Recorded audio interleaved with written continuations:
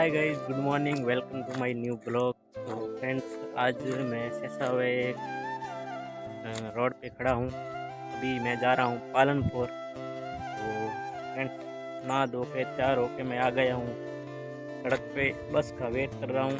तो लगभग 12 बज चुके हैं और बस अभी आने वाली है लगभग 10-15 मिनट में। तो तब तक के लिए हम बस का वेट करते हैं। और आगे पीछे देख सकते हैं आप, गाड़ियाँ जा रही है रोड पर और मैं मेरे खेत के आगे खड़ा हूँ। यहाँ पर बस आने वाली है, हम पालनपुर जाएंगे और बस में ट्रैवल करेंगे। लगभग 2-3 घंटे का सफ़र है पालनपुर का। यहाँ से करीबन 150 किलोमीटर है शेषावा से पालनपुर। अभी हम बस का वेट कर रहे हैं, बस यहाँ से आने वाली है। ये रोड जा रही है बाकासर और ये जा रही है रोड गांधव।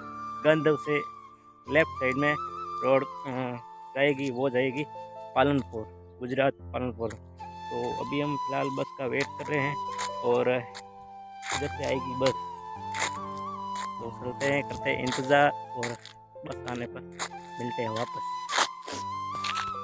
तो फाइनली गाइस, काफ़ी टाइम इंतज़ार करने के बाद हमारी बस आ चुकी है। तो अभी हम बस में बैठेंगे और बैठने के बाद मिलेंगे पालनपुर।